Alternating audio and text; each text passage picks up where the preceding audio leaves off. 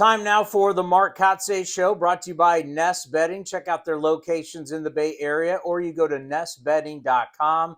Love where you sleep. For your mattress, your pillows, your sheets, you name it, go to nestbedding.com, sponsor of the Mark Kotsay Show. And I know for you, after a long road trip, always nice to get on that Nest Bedding bed when you get back home. It was, about 1:30 a.m. last night, or this morning, I should say. Returned home from Seattle.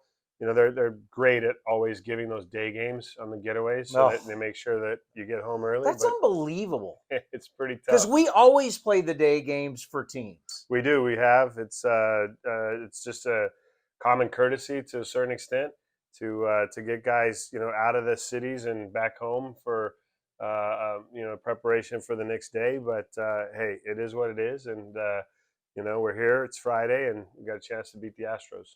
It's one of those situations that everybody knows. You've lost 8 straight. It was a tough road trip, but in our business, you can't hang your head. It's like you've got to be ready to go today.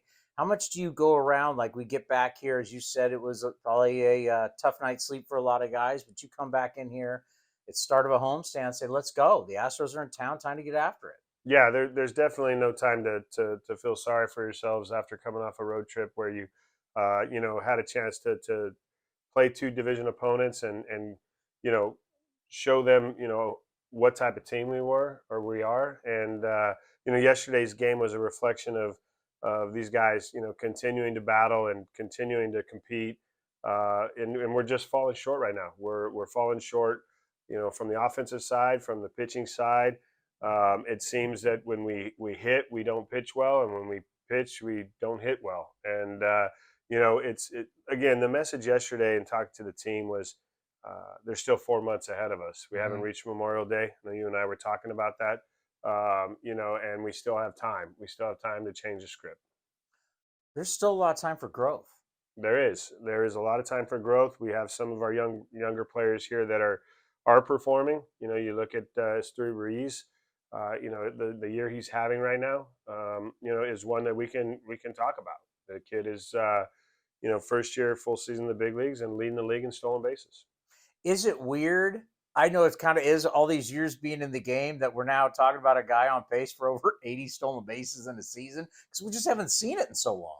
No, we haven't. And, it was great. I got an email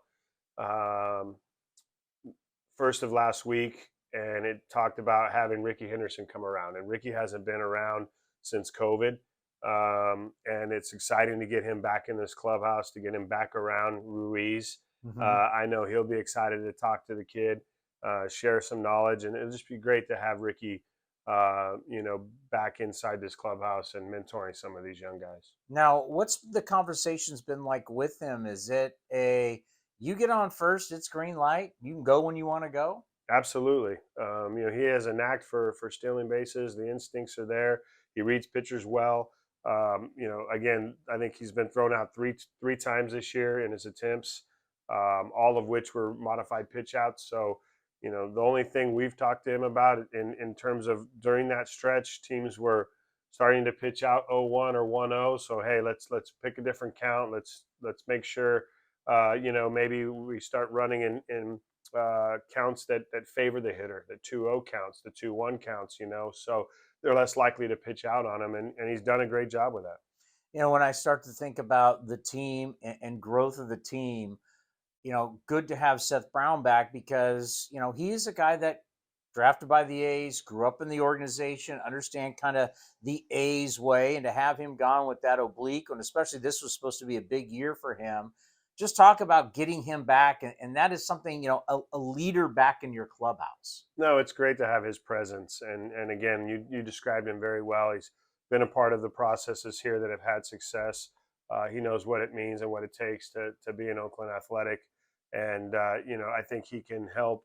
It's always difficult when you're on the injured list to feel like you can go lead, because you're not out there every day. And I think now that he's back, I think you're going to feel or see Seth take more of a leadership role on and off the field. That makes it also interesting for your outfield, because we know Ruiz is going to play center. You got left field, you got right field, DH. You start looking at Rooker, you look at Laureano. Now you got Brown back in the mix. JJ Bleday, you want to see you get at bats. How do you start to work the outfield with the DH position? Yeah, I think again last night we went with the lefties last night in Seattle, and tonight Ramon's getting a start out in right field. Rooker's going to DH.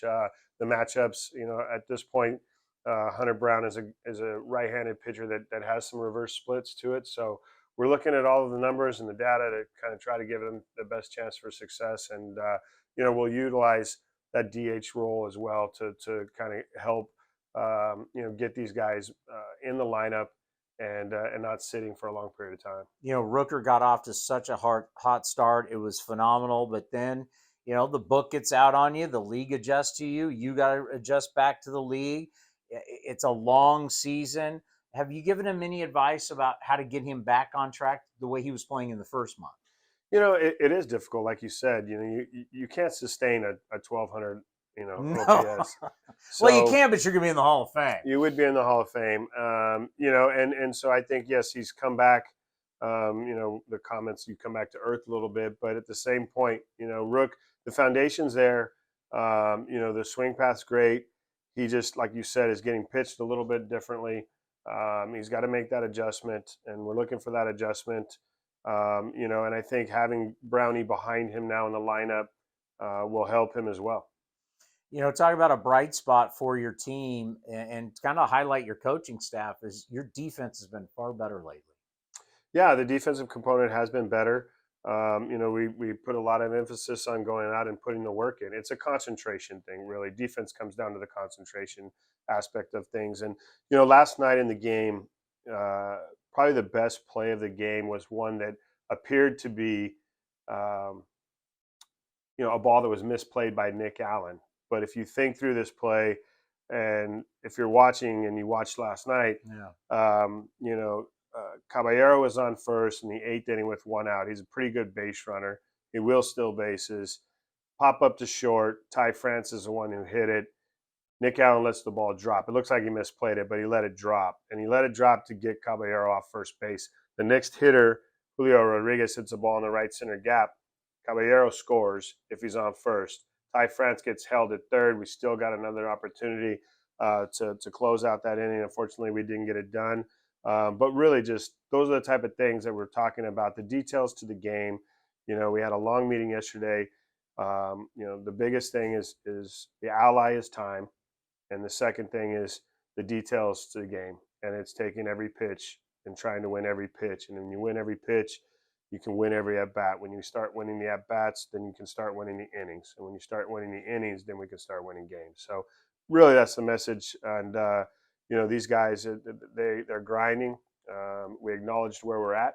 That's the first part of this process, is acknowledging where you're at. And no one's ever been here before. No team has really in modern history of baseball been where we're at. But it's going to take the group in there to get us back and get us out of it. And it's staying together and sticking with the processes that, we need to do some things differently. We're going to start seeing probably more openers in this process to get these starters, off the top of the lineup to come out. And, but obviously we know where we're at. We've recognized it, and we're going to do everything we can to change the script. I like that idea. And one thing that I brought up, and we haven't seen it yet, and we'll find out, and I've done it in the post-game show, is you got to find a role for Fuji right now. I don't know what it is long-term. Could we see Fuji as an opener? Yeah, absolutely. Absolutely. Everyone in the pen is an option right now. I think, as you've seen, like there's no solidified closer role. There's no one down in that bullpen right now that has any experience in it.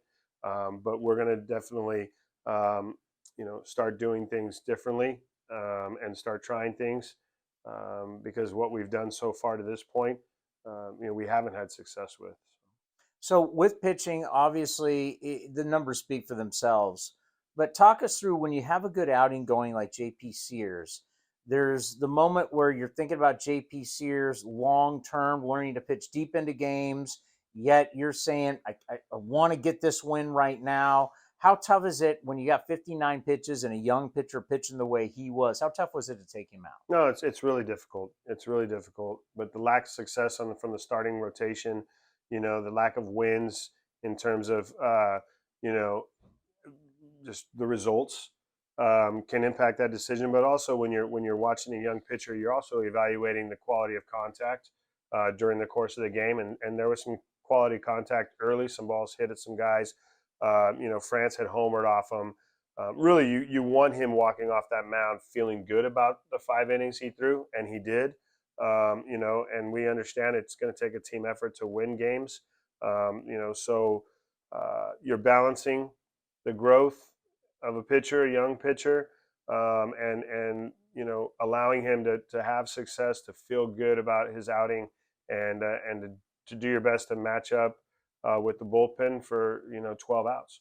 A lot of people need to understand, and let's end on this. When you talk about your starting staff, what we were talking about at spring training, where you had two veteran guys leading you off who both throw strikes, in Blackburn and Rucinski. Obviously, Rucinski with the hamstring problems. Now he's got the illness. Blackburn with the finger and the fingernail. So the two veteran guys to give you innings and throw strikes have never really been here for you on a consistent basis. Paul Blackburn now coming back. What's that going to mean for you and your starting rotation? I mean, the guy was the All-Star last year. He was. He had a great first half run until injury kind of shut him down. And unfortunately for Paul, the year hasn't begun the way he's wanted it as well. And so getting him back here, I think, will help. It'll boost this rotation. It'll help those guys down there. Getting him into the starting rotation and allowing him to pitch. Hopefully he gets off to a good start, and we can get Paul having the same amount of success that he had in the first half last year, which will really help this staff. And getting back to that fifth inning, sixth inning, third time through. If you're looking league wide, which I did last night, and you look at a guy like Blake Snell who gets 5 innings and gets pulled, it's happening around the league, and it's not just happening here. Or if you're looking from that standpoint, the game and the data, it has changed the starting pitching mentality and how you utilize them. But we've left JP in games before, and he's gone through 6 and had success. So we're doing our best to again manage that workload from these young starters, because they really haven't made 25, 30 starts in a season as well. That's going to be interesting when we start hitting August and September, no question about it. Most importantly, though, enjoy the day off. Enjoy the graduation of your daughter from high school. You're going to have two. You're going to have 2 USC Trojans coming up here. Big day for the Kotsay family. Yeah, it really is. Excited about tomorrow. It's never a day off. I'll still have my phone and still be on Game Changer and still be watching this from afar. But looking forward to celebrating my daughter and her accomplishments and being with family tomorrow. Yeah. You got one left then, huh? I do. I have a young man that's still there. Yeah, still in high school and still grinding. Well, congratulations to the family. Thanks. Thank you. That's the Mark Kotsay Show, brought to you by Nest Bedding. Check out their locations in the Bay Area, or you go to nestbedding.com. Love where you sleep for your mattress, your pillows, your bedding, you name it. You go to nestbedding.com, the sponsor of the Mark Kotsay Show.